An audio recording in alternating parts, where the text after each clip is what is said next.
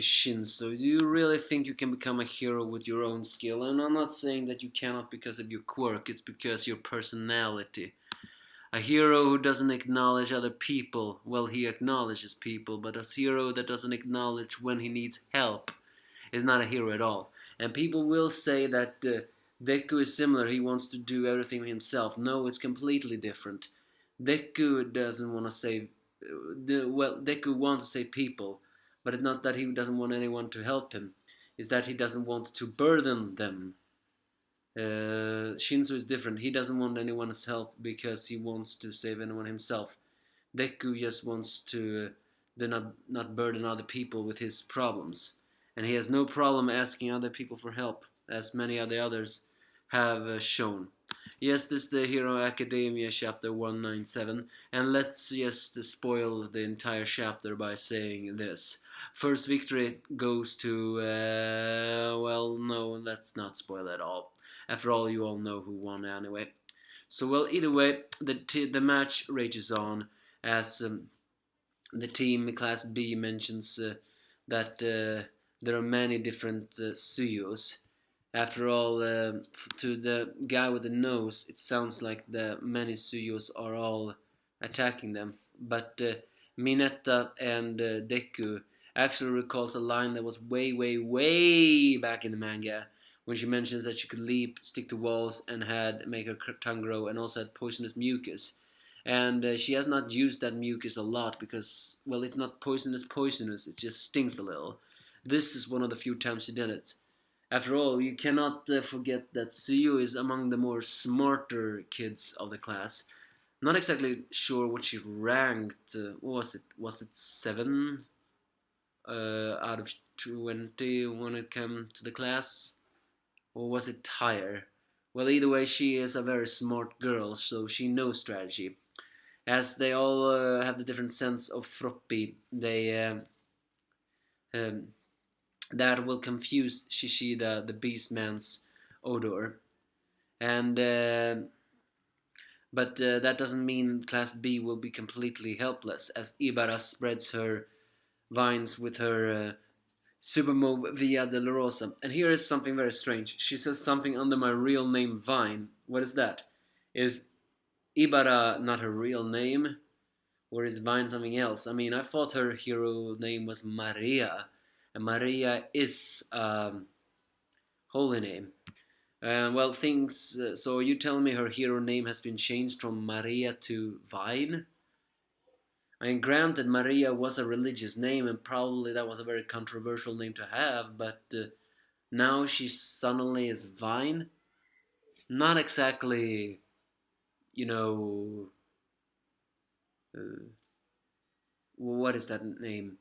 Creative, imaginative, or something like that. But then again, a lot of people do have superhero names that doesn't really sound that creative, even though they are. They just talk the truth. I mean, I know her quirk's name is Vine. Either way, she mentions to Shishida that give me their location, O Beast of Apocalypse. An appearance he doesn't like to be called that. He says something that his name is Gevaudam. What is Gevaudam? Is that his superhero name? But it's pretty funny, this entire chapter, that his classmates all call him Apocalypse instead. I guess they really do that. We do not hear what Hairyu's superhero name is, if Gevaudam now really is his superhero name. Well, either way, the team prepares to gather up in order to fight off that Class A that is running towards them with full speed ahead. But then suddenly Ibarra mentions that she has caught one, and the one she has caught is Denki, who tries to fire off his electrician, but thanks to Ibarra's vines, that is impossible because they are non-conducted.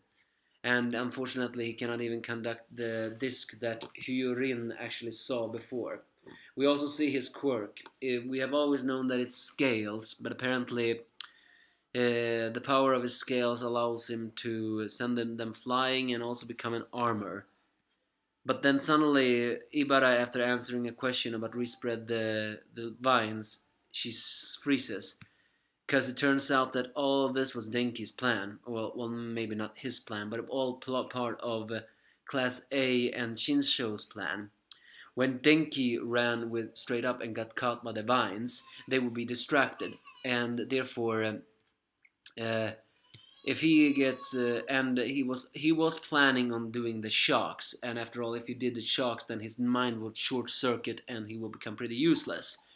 And but that will still divide their attention, and with their attention divided, Shinso used that opportunity to change his voice volume to Hayurin, thereby paralyzing um, paralyzing Ibara, as Shinso reluctantly acknowledges Denki as someone who has way higher experience. And it's also revealed that mm, uh, so well. It is also revealed another thing that makes Shinso, in a way, a great hero. I still haven't. He has grown fond of him, but I do know that he perhaps is better hero material than Bakugo. But also, here's another thing why his quirk would actually work very well in heroism, is the fact that if villains work together in a team, Shinso can actually break that team apart by causing confusion. After all, if he has that voice modulator, then villains will panic and say, and not talking because they don't know if it's really gonna be that real voice. And here is an example of that. Shishida did not talk to Hairun as he tries to redirect, but that's not exactly so that causes a distraction. And unfortunately for them, not for us, Suyu uses this opportunity to snatch away Ibara, so he Hairun cannot just snatch her awake. As the two of them yell at each other, Shishida at Hayrin, that Shishida do not listen. It's the fact that so this and then Froppi Suyu delivers a powerful frog kick at Hayrin. Actually, this is one of the first times I actually seen her delivering a frog kick. Well, granted, she did that in her debut, when the villain alliance first showed themselves. But it's been a while since we actually seen a drop kick by Suyu. She's said to be a frog, so she can do that ability. But yeah, this shows that Shinso's quirk actually is very well reserved for heroism.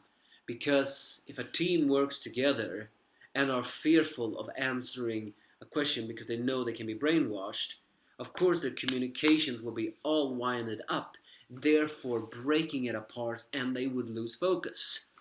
So in a way, Shinso's quirk is very useful for heroism, but Hydrin actually points out one very useful thing. Although granted it's not completely useful, it is somewhat useful.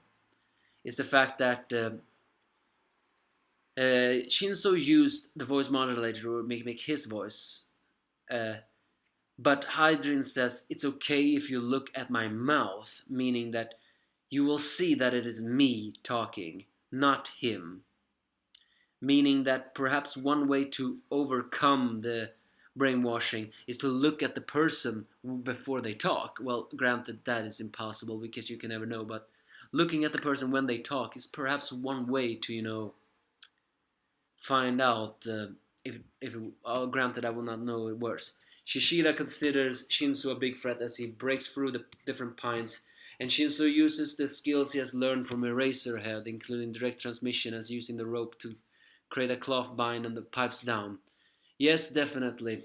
Shinso definitely had Eraserhead as a teacher.